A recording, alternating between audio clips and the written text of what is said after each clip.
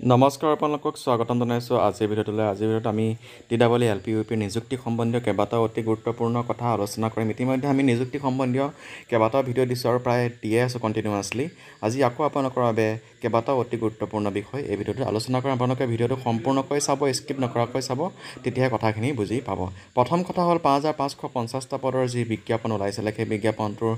নিযুক্তি সম্পৰ্কীয় যথেষ্টখিনি কাম ইতিমধ্যে আগবাঢ়ি গ'ল, ভেৰিফিকেশ্যন হৈ গ'ল আৰু তাৰ মেৰিট লিষ্টখন কেতিয়া প্ৰকাশ পাব আৰু লগতে কোৰ্ট কেছ NISDLৰ ইয়াৰ প্ৰভাৱ কি পৰিব সেই নিযুক্তিত 5550টা পদৰ যিটো নিযুক্তি সেই নিযুক্তিত NISDL প্ৰাৰ্থীসমূহে নিযুক্তি লাভ কৰিবনে এইবাৰ আৰু লগতে 4500 পদৰ যিটো বিজ্ঞাপন সেই বিজ্ঞাপনটোৰ ডকুমেণ্ট ভেৰিফিকেশ্যন আৰু তাৰ যি নিযুক্তি পত্ৰ বিতৰণ সেয়া অহা 10 অক্টোবৰ তাৰিখেই তেওঁলোকৰ নিযুক্তি পত্ৰ বিতৰণ হ'বনে নে নহ'ব নে কিছু পলম হ'ব, এই গোটেইখিনি কথা আমি এই ভিডিঅ'ত আলোচনা কৰিম। লগতে অভাৰঅল কাট অফ কেনেকুৱা যাব পাৰে আমি আকৌ আপোনালোকৰ আগত আলোচনা কৰিবলৈ চেষ্টা কৰিম। আপোনালোকে ভিডিঅ'টো স্কিপ নকৰাকৈ সম্পূৰ্ণকৈ চাব। প্ৰথম কথা হ'ল 5550টা পদৰ যিটো বিজ্ঞাপন সেই বিজ্ঞাপন ওলোৱা আজি বহু সময় পাৰ হৈ গ'ল, প্ৰায় 1 বছৰ 9 মাহ সময় পাৰ হৈ গ'ল। 2023 চনৰ যি ডিচেম্বৰতে ওলাইছিলে সেই বিজ্ঞাপনটো। 2023 গ'ল, 2024 গ'ল, আজি 2025 আজি আগষ্ট সোমালেহি। যথেষ্টখিনি সময় পাৰ হৈ গ'ল। আজি পৰ্যন্ত 5550টা পদৰ LP UPৰ নিযুক্তি দিয়া নহ'লে আৰু সেই নিযুক্তি অহা 10 অক্টোবৰ তাৰিখে দিয়াৰ প্ৰায় যোজা হৈ গৈছে। ডকুমেণ্ট ভেৰিফিকেশ্যন ইতিমধ্যে হৈ গৈছে আৰু ইয়াৰ মাজতে যি NIS প্ৰাৰ্থীসকলৰ যি কেছ,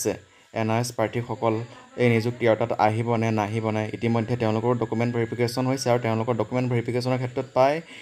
এখন এক্সট্ৰা নটিফিকেশ্যন দিয়া হৈছিলে। সেই নটিফিকেশ্যনৰ মতে তেওঁলোকৰ যিখিনি ডকুমেণ্ট সেইখিনি নথিপত্ৰখিনি নিৰীক্ষণ কৰা হৈছে আৰু তাৰ ওপৰত ভিত্তি কৰি তেওঁলোকৰ যি ৰিক্ৰুইটমেণ্ট হ'ব, তেওঁলোকে নিযুক্তি পত্ৰ পাব নাপাব সেইটো নিশ্চয় হ'ব। এতিয়া কথা হ'ল NIS প্ৰাৰ্থীসকল কোনসকলে চাকৰি নোপোৱাৰ সম্ভাৱনা খুব বেছি আৰু কোনসকলে চাকৰি পোৱাৰ সম্ভাৱনা আছে। বিশেষকৈ NIS প্ৰাৰ্থীসকল যিসকলে NIS বা ODLED DLED কৰিব বিচাৰে তেওঁলোকৰ এটা এলিজিবিলিটি ক্ৰাইটেৰিয়া হ'ল তেওঁলোক 2 বছৰ ইন ছাৰ্ভিচ টিচাৰ হ'ব লাগে, তেতিয়াহে তেওঁলোক ফুল্লি এলিজিবল হয় অ'পেন মোডৰ পৰা DLED কৰাৰ ক্ষেত্ৰত বা NIS বা ODLৰ DLED কৰাৰ ক্ষেত্ৰতে। NISত DLED কৰিবলৈ হ'লে তেওঁ এখন অপ্ৰাদেশিকত স্কুল বা কণ্ট্ৰেকচুৱেল টিচাৰ হিচাপে বা এখন প্ৰাইভেট স্কুলৰ পৰা তেওঁ 2 বছৰ কৰ্মৰত হ'ব লাগিব। এই স্কুলসমূহত তেওঁলোক 2 বছৰ কৰ্মৰত হ'ব লাগিব, তেওঁলোকেহে সেই ইন ছাৰ্ভিচ যি টিচাৰ ট্ৰেইনিং সেয়া কৰিব পাৰে। ইন ছাৰ্ভিচ টিচাৰসকলেহে সেই টিচাৰ ট্ৰেইনিংটো কৰিব পাৰে। কিন্তু যিসকলে 2 বছৰ বা স্কুলত কৰি নথকাকৈ NIS DLED বা ODL DLED কৰিছিলে, অৰ্থাৎ যিসকলে কলেজ স্কুল পঢ়ি থাকোঁতে বা স্কুলত নথকাকৈ নিয়ম বৰ্হিভূতভাৱে NIS DLED বা ODL DLED তেনেকুৱা ধৰণৰ DLEDসমূহ অ'পেন মোডৰ DLEDসমূহ কৰিছিলে, তেওঁলোকৰ কিন্তু এই নিযুক্তিত কিছু অসুবিধা হোৱাৰ যথেষ্টখিনি সম্ভাৱনা আমি দেখা পাইছোঁ। যিসকলৰ গোটেইখিনি NIS DLEDৰ সম্পূৰ্ণ এলিজিবিলিটি ক্ৰাইটেৰিয়া, NIS DLED কৰিব পৰা সম্পূৰ্ণ এলিজিবিলিটি ক্ৰাইটেৰিয়া আছে, তেওঁলোকে নিযুক্তি লাভ কৰিব 100%, তেওঁলোকৰ কোনো অসুবিধা নহয়। কিন্তু যিসকলে নিয়ম বৰ্হিভূতভাৱে DLED ডিগ্ৰী গ্ৰহণ কৰিছে তেওঁলোকৰ কিন্তু অসুবিধা হোৱাৰ সম্ভাৱনা বহুতখিনি বেছি আছে, কিয়নো DLEDটো অতি গুৰুত্বপূৰ্ণ বিশেষকৈ LP UP নিযুক্তিৰ ক্ষেত্ৰত। এইটো এটা ইন ছাৰ্ভিচ, এইটো টিচাৰ ট্ৰেইনিং হয়। টিচাৰ ট্ৰেইনিংটো অতি গুৰুত্বপূৰ্ণ বিশেষকৈ এজন শিশুক উপযুক্তভাৱে গঢ়ি তুলিবৰ বাবে। সেয়েহে যিসকল সকলো ফালৰ পৰা সঠিকভাৱে আছে, সকলো ফালৰ পৰা তেওঁলোকৰ নথিপত্ৰ সকলোখিনি ঠিক আছে, তেওঁলোকৰ কোনো সমস্যা নহয়। যিসকলৰ নথিপত্ৰত কিছু প্ৰব্লেম আছে তেওঁলোকৰ সমস্যাৰ সম্ভাৱনা আছে, তেওঁলোকে নিযুক্তিৰ পৰা বঞ্চিত হোৱাৰ যথেষ্টখিনি সম্ভাৱনা আছে। তাৰপিছতে ইতিমধ্যে যিসকলৰ ডকুমেণ্ট ভেৰিফিকেশ্যন হৈ গৈছে 5550টা পদত, যিসকলৰ সকলো ডকুমেণ্টছ বা নথিপত্ৰ সকলোখিনি A to Z ক্লিয়াৰ আছে, তেওঁলোকে নিযুক্তি পোৱাৰ কিন্তু যথেষ্টখিনি সম্ভাৱনা আছে অহা 10 অক্টোবৰ তাৰিখে। তেওঁলোকৰ প্ৰায় 99% নিযুক্তি তেওঁলোকৰ হৈ যোৱাৰ যথেষ্টখিনি সম্ভাৱনা আছে। তেওঁলোকে প্ৰায় নিযুক্তি পত্ৰ লাভ কৰিব বুলি তেওঁলোকে স্থিৰকৈ থাকিব পাৰে, তেওঁলোকৰ কোনো অসুবিধা নহয়। তাৰোপৰি যিসকলে সেই কাট অফৰ ভিতৰত আহিব, যিসকলে নামটো ডকুমেণ্ট ভেৰিফিকেশ্যনত অহা নাই যদিও তেওঁলোকৰ যদি মাৰ্কছটো বা কাট অফে যদি তেওঁলোকৰ ওলাইছে, তেতিয়া তেওঁলোকৰ নিযুক্তি লাভ কৰিবলৈ সক্ষম হ'ব অহা 10 অক্টোবৰ তাৰিখে। তাৰপিছত আহিলে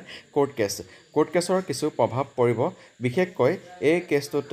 গভৰ্ণমেণ্ট আৰু যিসকল প্ৰাৰ্থী তেওঁলোকৰ মাজত এই কোৰ্ট কেছটো চলিছে যিহেতু কিন্তু এই কেছটোৰ কিন্তু প্ৰাৰ্থীসকলৰ বিশেষ লাভান্বিত নহয় প্ৰাৰ্থীসকলে বিশেষ লাভান্বিত নহয় গভৰ্ণমেণ্টৰ যিটো কেছ সেই তেওঁলোকে জিকাৰ যথেষ্টখিনি সম্ভাৱনা আছে কিয়নো গভৰ্ণমেণ্টে যিটো ডিচিশ্যনছ লয় বা এডুকেশ্যন ডিপাৰ্টমেণ্টে যিটো ডিচিশ্যনছ লয় সেই ডিচিশ্যনছটো তেওঁলোকে যথেষ্টখিনি চালি জাৰি চাই সেই ডিচিশ্যনছটো লোৱা আমি দেখা পাইছোঁ আগৰ যিখিনি ৰিক্ৰুইটমেণ্ট আছিলে সেই ৰিক্ৰুইটমেণ্টসমূহতো তেনেকুৱা হৈছিলে গভৰ্ণমেণ্টে যিটো ডিচিশ্যনছ লৈছিলে সেই ডিচিশ্যনছটোৱে তেওঁলোক স্থিৰ হৈ আছিলে তাৰ পৰা কোনো মানে তেওঁলোকৰ সাল সলনি হোৱা নাছিলে এতিয়া এইবাৰ ঠিক তেনেকুৱা হোৱাৰ কিন্তু যথেষ্ট আমি সম্ভাৱনা দেখিছোঁ বিশেষকৈ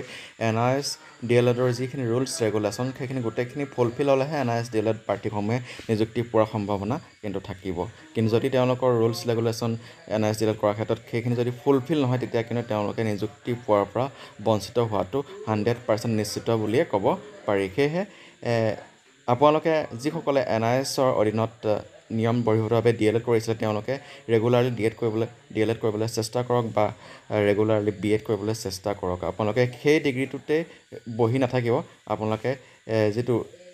সুন্দৰকৈ ৰেগুলাৰলি আকৌ DLED কৰিবলৈ ট্ৰাই কৰক আকৌ টেট দিয়ক তাৰপিছত আপোনালোকে নিশ্চয় নিযুক্তি লাভ কৰিবলৈ সক্ষম হ'ব হৈ গ'লেতো ভাল কথা যদি নহয় আপোনালোকে আকৌ ৰখি থাকিব লাগিব সেয়ে আপোনালোকে যিসকল প্ৰাৰ্থী কিছু অসুবিধা আছে তেওঁলোকে আকৌ DLED ডিগ্ৰীটো কৰি ল'লে বেছি ভাল হ'ব বুলি মই ভাবোঁ আপোনালোকে সেইটো ডিগ্ৰীতে ৰখি নাথাকিব নেক্সট আহিলে 4500 পদৰ যিটো বিজ্ঞাপন সেই বিজ্ঞাপনটোৰ ডকুমেণ্ট ভেৰিফিকেশ্যনৰ কাম কেতিয়া হ'ব কেতিয়া নিযুক্তি হ'ব 4500 পদৰ যিটো বিজ্ঞাপন সেই বিজ্ঞাপনটোৰ নিযুক্তি কিন্তু 10 অক্টোবৰ তাৰিখে হোৱাৰ সম্ভাৱনা বহুত বেছি আছে কিন্তু সেইটো সময় ক'ব আপোনালোকে কিছু সময় অপেক্ষা কৰক 5500 পদৰ যিটো বিজ্ঞাপন সেই বিজ্ঞাপনৰ যি মেৰিট লিষ্ট বা প্ৰভিজনেল মেৰিট লিষ্টলৈ আপোনালোকে কিছু অপেক্ষা কৰক সেই মেৰিট লিষ্টটো কিন্তু অতি শীঘ্ৰে ওলোৱাৰ যথেষ্টখিনি সম্ভাৱনা আছে তাৰ পিছতে নিশ্চয় 4500 পদৰ যিটো বিজ্ঞাপনৰ ডকুমেণ্টৰ যাৱতীয় কাম কাজ সেইখিনি আৰম্ভ হ'ব আৰু যদিও 10 অক্টোবৰ তাৰিখে 4500 পদৰ নিযুক্তি সম্পন্ন নহয় বা নিযুক্তি পত্ৰ বিতৰণ নকৰে কিন্তু 10 অক্টোবৰৰ প্ৰায় 2 এমাহৰ ভিতৰতে কিন্তু 4500 পদৰ নিযুক্তি হোৱাৰ আমি সম্ভাৱনা যথেষ্টখিনি দেখিছোঁ যিমান পাৰি 10 অক্টোবৰ তাৰিখে কিন্তু 4500 পদৰ নিযুক্তি হোৱাৰ সম্ভাৱনা বহুত বেছি যদি সেইদিনাখন যদি নহয় তাৰ 2-3 মাহৰ ভিতৰত কিন্তু হোৱাৰ যথেষ্টখিনি সম্ভাৱনা আছে সেয়েহে আপোনালোকে আৰু কিছু সময় অপেক্ষা কৰকচোন নিশ্চয় আপোনালোকে এটা ভাল খবৰ পাবলৈ সক্ষম হ'ব এয়া আছিল আজি ভিডিঅ'টোৰ কিছু কথা এনেকুৱা ধৰণৰ ভিডিঅ'সমূহ পাই থাকিবলৈ আজি আমাৰ চেনেলটো ছাবস্ক্ৰাইব কৰি ল'ব নাপাহৰিব আজিলৈ ভিডিঅ'টো ইমানতে সামৰণি মাৰিছোঁ ধন্যবাদ